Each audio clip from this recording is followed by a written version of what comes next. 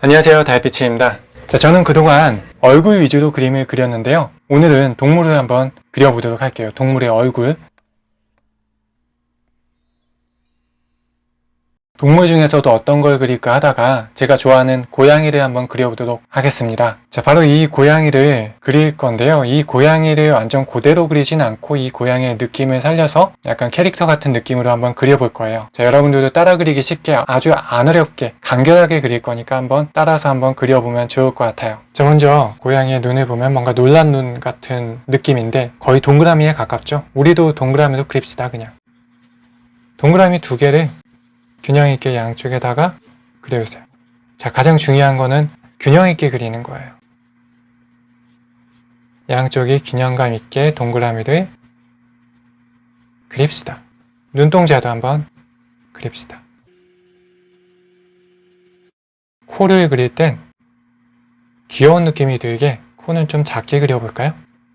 역삼각형을 그리시는데 역삼각형 약간 깎인 다이아몬드를 한번 그려볼게요. 자, 그리고 고양이들 특징은 코에서 이어져 나오는 입에 있죠.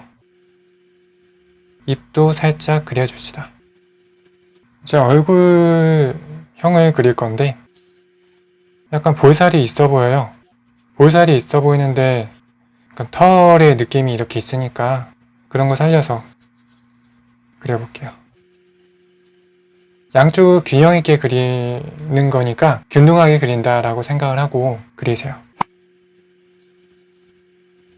모자가 조스 같아요. 뭔가 고양이를 잡아먹는 것 같은 모자잖아요.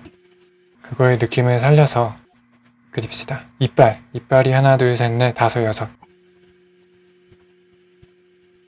날카로운 이빨을 그려줍시다. 그리고 모자 전체의 실루엣을 귀엽게 그려줄 건데요.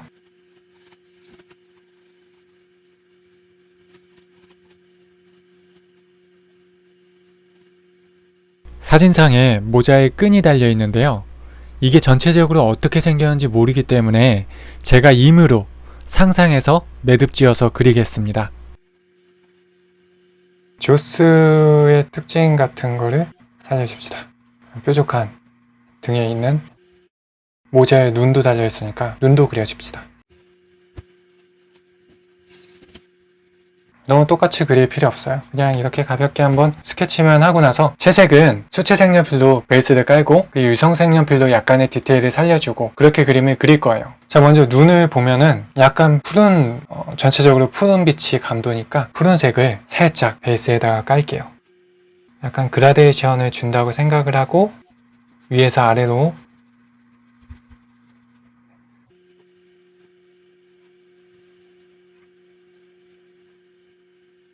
자, 눈동자는 침범하지 말고 물을 살짝만 바깥쪽에다가 빛 들어가는 부분만 빼고 살짝 칠합시다. 대신에 물 묻은 곳에다가 바로 검정색이 칠해지면 너무 진해져요. 그래서 그런 것만 조금 조심해주면 좋을 것 같아요.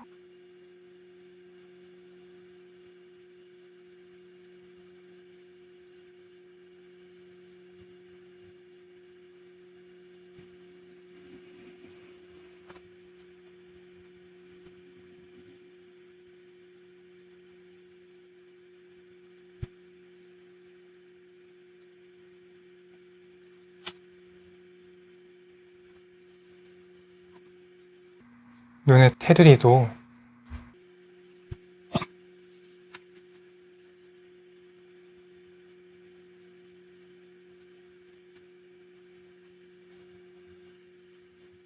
수채 색연필이 물 묻었을 때 번지는 효과를 필요한 곳에 적절하게 활용을 하면 감성적인 느낌을 연출할 수 있습니다.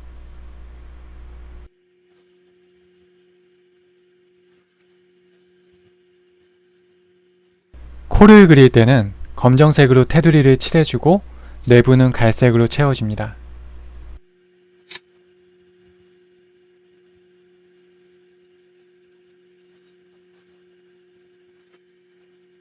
자, 무늬가 약간은 복잡하죠. 약간 고등어 양이라고 해야 되나? 약간 고등어 색깔이기도 하고 하얀 무늬도 있고 검은 무늬도 있고, 일단은 하얀 무늬 있는 쪽만 다 빼주고 밑색을 그라데이션으로 살짝 싹 넣어줍니다. 이 무늬들은 나중에 디테일 살려줄 때 그때 넣어줍시다. 먼저 이제 하얀 부분을 일단은 어디 쪽에 있는지 체크를 해주는데, 단순하게 그리기 위해서는 털을 살리지 말고 그 문양의 실루엣만 일단은 찾아서 해줍시다.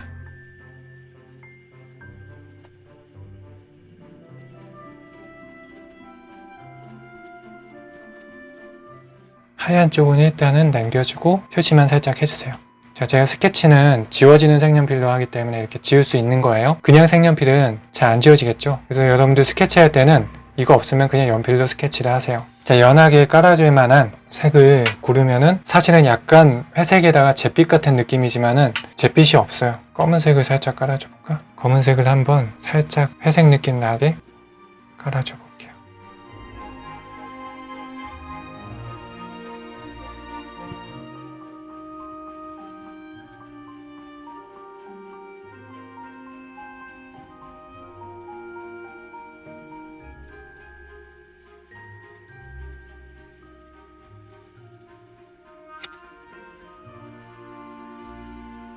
물을 살짝 묻혀봅시다. 물이 많이 들어가기 때문에 적절히 써야 돼요. 그래서 종이는 너무 얇은 종이보다 약간 두께감 있는 켄트지를 사용하시면 그나마 낫습니다.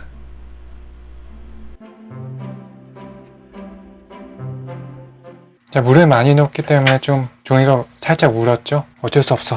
살짝 울게 그립시다. 이 정도 깔아줬으면은 이거는 마를 때까지 기다립시다. 얼굴 이외의 부분은 바로 채색을 할 수가 있겠죠?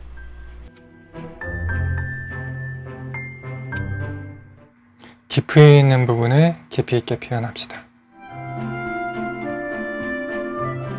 몸도 얼굴과 같은 느낌으로 채색을 해주세요. 대신에 얼굴 바로 아래는 그늘지기 때문에 약간은 진하게 그리시는 게 더 보기 좋습니다.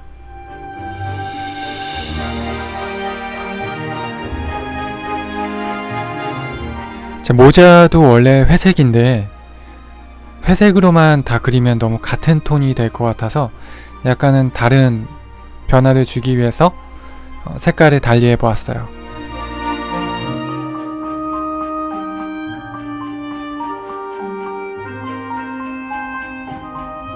복잡한 요소들이 많은 모자의 디테일 표현은 어렵지만 그래도 심플하게라도 어느 정도 묘사를 해두면 전체적으로 봤을 때 보기가 좋아요.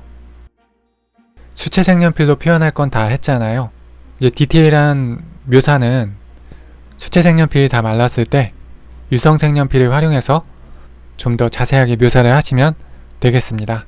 수채 색연필만 가지고 있다면 그걸로만 사용하셔도 무방합니다. 수채 색연필로 깔아둔 고양이 얼굴 밑색 위에 유성 색연필 검정색으로 털을 한 올 한 올 그려봅시다.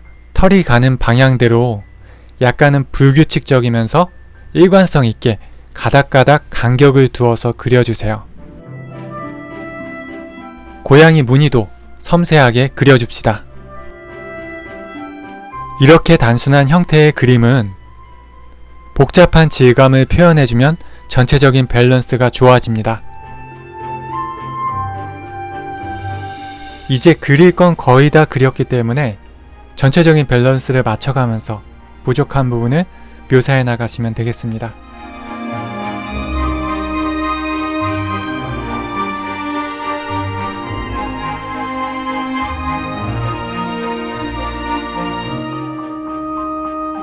고양이 수염도 적당하게 묘사를 합시다. 초심자분은 채색 따라하는 게 조금 어렵게 느껴질 수 있어요. 그럴 때는 스케치 과정만 따라하시고 채색은 본인이 자신 있는 방식으로 하셔도 됩니다. 모자를 묘사하는 게 제일 귀찮았지만 정말 하기 싫었지만 그래도 계속 그리다 보니까 어찌어찌 다 그려진 것 같아요. 어렵고 복잡해도 여러분도 끝까지 접지 말고 포기하지 말고 그려나가시면 분명 좋은 결과가 있을 겁니다.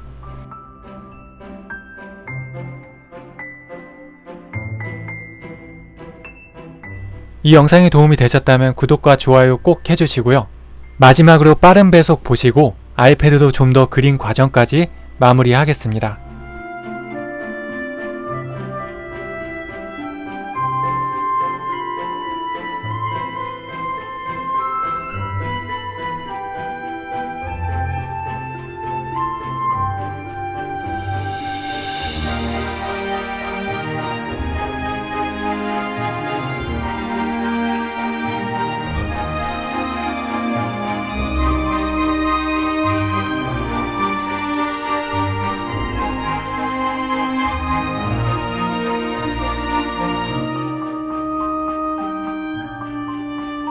you